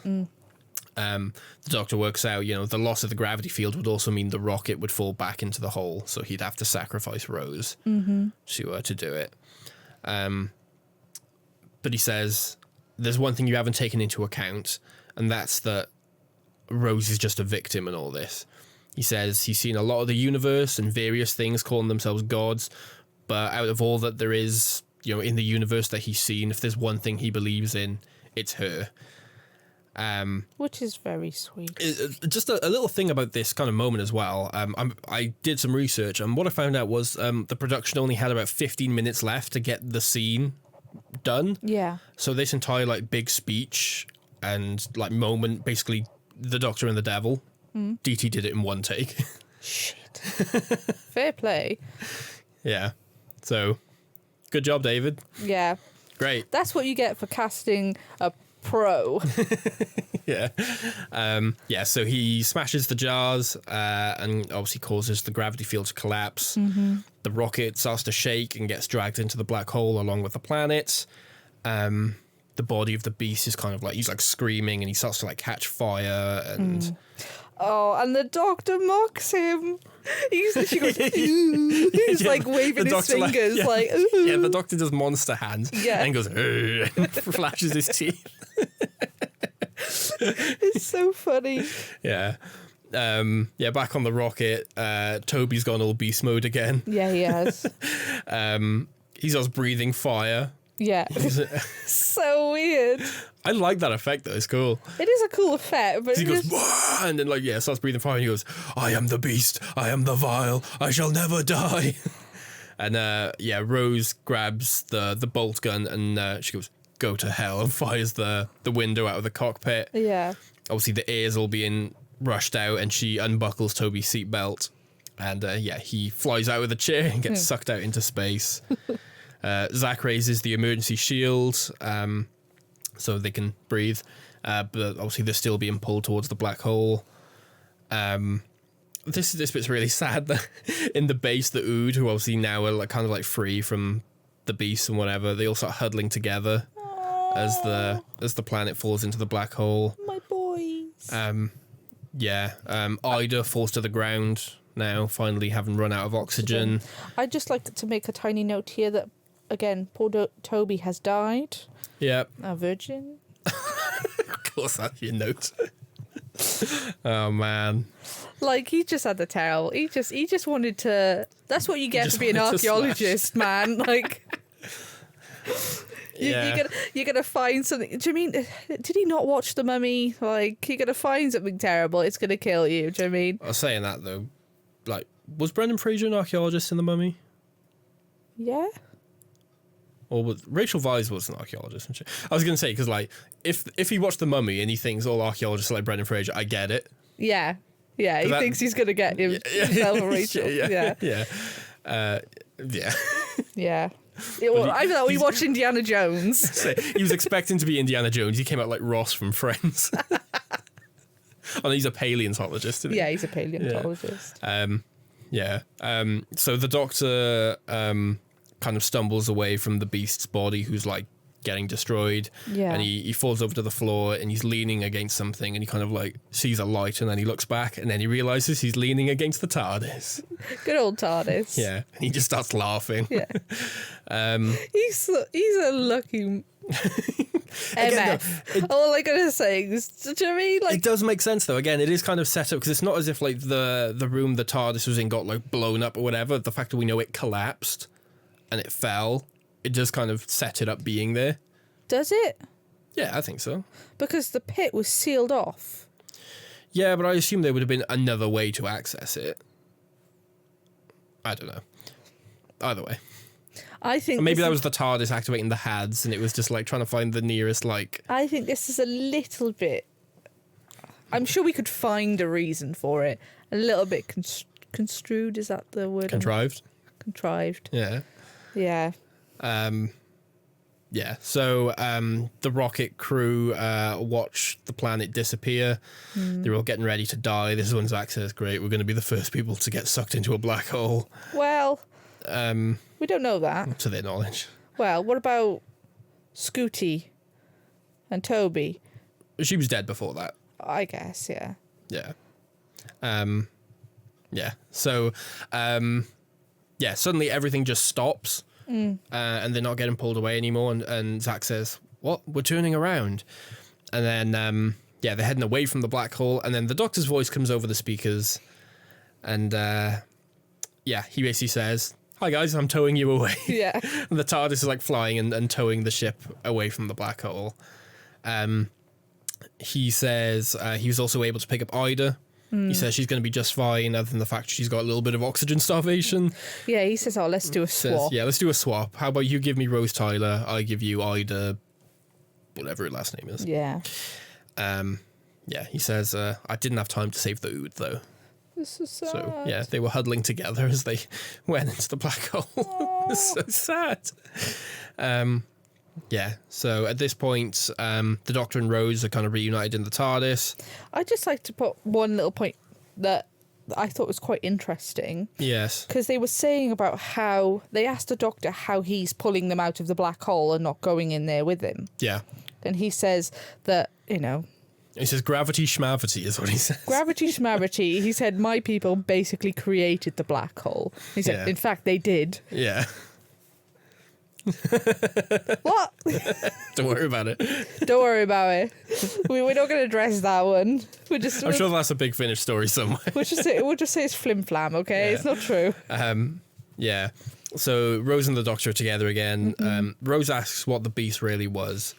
And the Doctor says, I don't know, but whatever it was, we beat it, which is enough. Yeah. She says, it said I was going to die in battle. He says, it lied. And Yeah, before the TARDIS takes off, Ida asks who they are, and the Doctor says, the stuff of legend. And then he pulls the little handbrake down, and then the TARDIS flies away. And finally, we see the crew on the rocket heading back to Earth, and Zach dictates the final report of Sanctuary Base 6. And he records the names of everyone who died with honours. First, he mentions Toby's Ed, and then he continues one by one with every Ood on the base with honours. Yeah. And that's it. That's the Impossible Planet and the Satan Pit. So, now, having covered it and being free to talk spoilers, positive? You like? I do. Yeah? I like the attention to detail in this. It's a good one. It is a good job, one. Matt Jones. Yeah. Yeah. Like I said, I think my analogy still feels the same. Yes. I think it's good. It doesn't give you the good vibe. It's not a casual viewing episode that you'd throw on. Yeah. Yeah. But it's definitely good and definitely worth the watch. Again, I love the fact that what's the word? I'm very picky, we'll say. Yeah, I think it's a good example, though, of how broad Doctor Who is in general, how many different kind of tones. Like, you can watch, I don't know, say, you look at Series 4, and, like, back-to-back, you've got The Doctor's Daughter, then you've got The Unicorn and the Wasp, and then Silence in the Library back-to-back. Yes. Do you know what I mean? Those are, like, three very different episodes. Like, Doctor's Daughter is probably the closest of the three to what I'd call normal Doctor Who. Yeah. Where it's, like, the tone is kind of silly, but not complete romp. Yeah. Do you know what I mean? And then you got Unicorn and the Wasp, which is very much romp. And then you've got Silence in the Library, which is one of its more dramatic, actual serious, trying to be kind of scary episodes. Yeah. Yeah, and then you've got moments like Fires of Pompeii in the same series, which is kind of like horrifying. Not like in a scary way, but just in its kind of implications and... Yeah. You spend the whole time getting to know these people that you know are going to die in a horrible way. Yeah, and then... that's the episode after Partners in Crime, which is just so silly and so goofy. So I just like the variety that, like, in tone that this show is able to kind of... I agree. Get across. It seems like one of the only shows I can think of, other than, like, anthology shows, things like Black Mirror or American Horror Story, that just seems like it doesn't have limitations. Yeah. It doesn't have rules that it has to follow. No. Sometimes it should. What do you mean? Just a little bit, but... Yeah. Not that I think it should be limited, but I think... Again, like I've said, I'm quite picky. I like the fact that I like universes or worlds that have rules. And I know maybe I should be more like the Doctor. No, but when I say rules, though, I don't mean like rules in universe. I mean rules like in making the show. It's not like an episode of Doctor Who has to do ABC. I agree. Do you know what I mean? You can have... They don't have to go to an alien planet. No. Do you know what I mean? You can have an episode, there have been, set entirely in the TARDIS. You can have episodes set in the present day without an alien invasion. We haven't had an episode set entirely in the TARDIS. In the I mean, you got Journey to the Centre of the TARDIS. I mean, I know there's a little bit where they pop out in the other ship, but like most of that episode is in the TARDIS. Do you know what? I forget about that because we don't see much of the TARDIS. I forget that is the TARDIS. Yeah. But yeah, you are right. And then like in Classic Who, you've got like Edge of Destruction, which takes place pretty much entirely in the TARDIS. Yeah. So yeah, there's just these kind of things. Like, we don't get it so much in the Revival, but in the Classic series, there are a lot of what we call pure historicals. The Revival does this thing of the Doctor goes back, meets a famous person, but the result is always aliens. Yeah. Where the Classic series didn't always do that. It was just like, hey, we're going to go see Marco Polo, and the events of what actually happened ensue. Like, there are no aliens or things that history rewrites as being something else. Do you know what I mean? Which sometimes I wish that New Who would take. I do too. Yeah, because... even just for the purpose of just variety and just not having everything in history be the result of aliens. Yeah. I mean, like, you look at things like Pompeii, Fire of Pompeii. Yeah, aliens. Or Rosa Parks. Space racist. Yeah. I think those things aren't needed. Yeah, that's the funny thing as well, is like, yeah, they're not really needed, because it's like the whole thing of Rosa being essentially having to... Something's gone off, and they have to essentially realign history to where it should be, but do that not by saving the day, but by doing something horrible is the hook for me. That's what's interesting about that story. I agree. Having to get Rosa to be told to move to the back of the bus and not interfering is awful. But having to do that voluntarily to set history back on course is the drive. I don't need the weird space racist guy to be there. Yeah. I feel the same with Pompeii. The dilemma of that thing is getting to know these people and then having the Doctor needing to make that decision of whether or not he's going to save someone from Vesuvius's eruption. We don't need the pyroviles in there. Yeah, I agree. So yeah, I like that. Again, this is off topic from the Impossible Planet, but and the Satan Pit. But yeah, I just like how varied this show can be and how it just doesn't hold itself to limitations.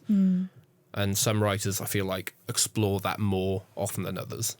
I would say that Russell and Moffat do that a lot more than Chibnall did. Chibnall's era felt very much like he had a format that he liked and he stuck to it, where Russell and Moffat do a bit more experimentation, I feel. Moffat maybe more so. I'm going to ask you this because you're probably more likely to know. Do we have any other episodes by Matt Jones? I think we do. Just wondering because... Again, I like this episode. I think it's got a great premise. I love the whole idea of, it's set in a black hole, the impossible planet. How is it there? I love how it's kind of a mystery, but then explained. The fact that it's not just there for shits and giggles. Do you know what I mean? It's there as a trap, as a prison to keep... this beast, we assume the devil or whatever, in his place, and it's, if he tries to escape, it will kill him. I love that.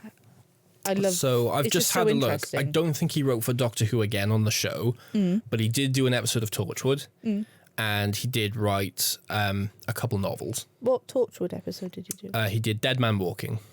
That's one in series 2. I don't think I've seen that one. No, you wouldn't have seen that one. But yeah, and again, I like the fact that how much attention to detail, even though it's so small, I feel like for me it seems like so much effort and thought has gone into this. Do you mean?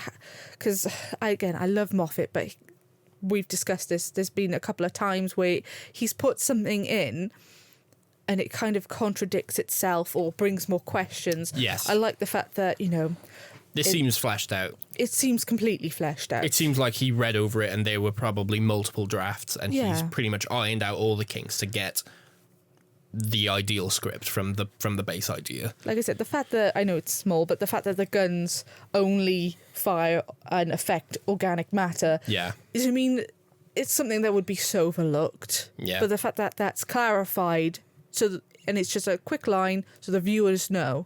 Yeah. If you have that question, it's thought of. Yeah. I love that. I'm pretty sure this episode debuts the dating system for I think it's the 42nd century this takes place. Yeah. Because when Zach is logging the deaths of the crew, and he says, I think he says 4K1.07 or something like that, he says. And that dating system is essentially... You say the number of the century it is, followed by the letter K. Yeah. And then you say dot, and then the year afterwards. Oh. Which obviously we don't know that here. That's just kind of like, it just implied to be some weird space date. Yeah. But I think it's established in the later story how that dating system actually works. But yeah, this is the story of the debut. That's just little bits of world building like that. It would have been easy to say 42,000 or 41,000 or whatever year it's supposed to be, 4,100 and something. Yeah. But yeah, just little things like that kind of flesh it out a little bit. I really like. Yeah. Yeah. Well, what's your opinion on this? I know you do like it. Yeah, I like this TPIA. It's like, it's not one that I don't know. It's not one that I actually like actively look forward to. It's weird because I do like it a lot, but it's not one I'm like, oh man, I can't wait to watch series 2 because this episode's in it. Do you know what I mean? Sometimes I'm like, when we get to like series 3, I'll be thinking, oh man, Human Nature, Family of Blood, Blink. Yeah. Do you know what I mean? I don't think that about this story in series 2. Yeah. Yet, as soon as it's on, I'm kind of like hooked immediately. I think, like I say, the crew are all great. I think the premise is tight. The Ood are good. I think the Beast is really effective. I think he's more effective before we see his body. When he's just a voice. I agree, but I like the fact that we don't get much time with his body. Yes, I agree. It's at the very end. And I like that the body and the mind are separated, because if when the Doctor got down there and he looked like that, but he still spoke, I feel like that wouldn't have been as effective. Yeah. Seeing him really animalistic, but knowing that the intelligence, the consciousness has left the body, and that's something that it can just do because it can, is quite scary. I agree. Yeah. And that's one thing I've said in the past, that, I mean, I don't like the fact that sometimes we rush to find the monster, or to have the monster explained. I like that this is at the very end of the second episode of this. Yeah. I really appreciate that. Yeah. Cool. Anything else? Nothing. No? I'm ready. You ready? Is it trivia time? It's trivia time. Some of these things I've already mentioned, like about the fact that obviously this episode is the first one to feature the orange spacesuits. The planet Croptor, it was originally named Hell. Do with that what you will. I prefer the bitter pill. Yeah. Russell T Davies chose the name of the Ood rather than Matt Jones. Let's do that. I don't even know if you know this, but did you know that Billie Piper used to be married to Chris Evans? Chris Evans, the radio presenter, not Chris Evans, Captain America. Really? Yes. I did not know That's not the fact, but the fact is that... I mean, that's an interesting fact. No, Billie I did Piper's not. ex-husband, Chris Evans, was planned to voice the Beast. Gabriel Wolfe was only cast after the episode had been written Were they and filmed. exes at this point? Or they were I think they were together at this point. Yeah. I'm quite shocked by this. Yeah. In The Writer's Tale, Russell T Davies said that an early draft had a cliffhanger of Rose being possessed by the Beast, but he got rid of it because he didn't like how this led to her being in a dream sequence subplot while possessed in the next episode. Which I think is an interesting idea, but it's funny that he said that, considering that's exactly what Clara does in both Last Christmas and in the Zygon Invasion. Yeah. It's the whole thing in the Zygon Invasion, isn't it? With what's her name? The Zygon that takes Clara's shape. I can't remember her name now, but yeah, Clara spends like the entirety of that story in a dream sequence. I think it really works well in Last Christmas. Yeah. I don't think it would have worked as well here. Yeah, again, I think it's just one more thing to think about. Especially because we're bouncing around 3 different stories anyway. Yes, exactly. I think it would just have been too much to add more. Yeah. Coincidentally, the Satan Pit aired on... Well, it was either Satan Pit or Impossible Planet, one of them, aired on the 6th of June 2006. Oh. So it aired on 6/6/06. I already told you, I already mentioned this one, that the budget was tight, so there was originally going to be a child or an old man playing the Beast, but because they cut something from the finale, they found the budget, we'll say. And the last thing I have is a note from Russell, which he gave to Matt Jones, which was he wants to present the Doctor with a challenge to his own belief systems and confront him and Rose with a scenario in which their trust in each other would provide the resolution, as opposed to the Doctor's prior knowledge and experiences. Yeah. That was what he gave to Matt Jones as a prompt for what he wants this story to be about. I think he hit the nail on the head pretty much. So, yeah. But that's what I got. Any alternative? I don't have any alternative titles. No, not for this one. I think they're good. I agree. Quick question. So in the first episode, we assume it's Satan or a devil. Yes. At some point, was like, I don't know whether it would have been, but were the story names released around that time? They typically are. I don't remember, because like I said, this is 2000. I would have been like 7. Yeah. So I don't remember like the marketing stuff, but they typically are. Do you know what I mean? It's like we're currently now in the process of watching series 15 or season 2, and we know all the episode titles before the... But I think that's mainly because of social media. I don't know whether... Possibly, yeah. Whether it would have been different then, because I think the idea of not having Satan's Pit, and having Impossible Planet, and then watching that, and then finding out the next ones being Satan's Pit, I think that would be... I quite like that. Yeah. I hope that was the case, that there wasn't much prior knowledge to what the episodes... To be fair, back then, though, that was, like I say, this is like the golden era of the revived show. So most of the audience would have been people that just tune in on BBC One and wouldn't have been people looking into the titles anyway. So even if they were publicly available, I would have thought most people wouldn't have known ahead of time. Yeah, and I guess if they were, I would assume they probably would have been in Doctor Who magazine, maybe. So, like, the true fans maybe would have known. And it's like, let's be honest, even people say, like, we spoke about this briefly last week, where it's like your parents, my parents watched the show back then. Yeah. Do you reckon if you asked your mum or your dad, they would be able to name you one episode? No. Do you know what I mean? So it's like, even people who watched it then and there live probably didn't pay much attention to the title. That's true, actually. So, yeah. To be fair, though, I don't know whether my parents could probably tell me an episode, like, of what happened. My mum, I'm not too sure. My dad could probably name me 2, maybe. My dad could tell me, like, The Family of Blood. My dad could name that one. But they've watched it more recently, haven't they? Not necessarily. I don't think they've watched it since, like, we watched it live. But it's just some of them just stuck out. Because I've obviously, being a Doctor Who fan, I've spoken to my parents about it over the years. Yeah. And my dad has referenced that episode by name. Yeah. So my dad can remember that one. Yeah, no, my parents definitely know. Where, like, I'm trying to think. Obviously, if I said to him, like, the 11th hour, he probably wouldn't know what I'm talking about. But some of them, particularly in David Tennant's era of the show, he would probably know. Yeah. Yeah. Anything else? No. No? That's all from me. That's all from me. Yeah, cool. So thank you all very much for listening. We certainly hope you enjoyed. We appreciate you very much. Don't forget to check us out on all of our platforms if you want to keep up with everything else that we're posting. Like I say, we're making our way through Series 2 at the moment, and at the same time making our way through Season 2. So we're kind of juggling revived and modern series at the same time. You can find us over on YouTube. You can find us on YouTube Music. You can find us on Spotify and Apple Podcasts are your go-to locations. I think that's about it. Yeah. Next episode, if you're following the new season or series, I can't remember which one's which. The one with Shooty. Season.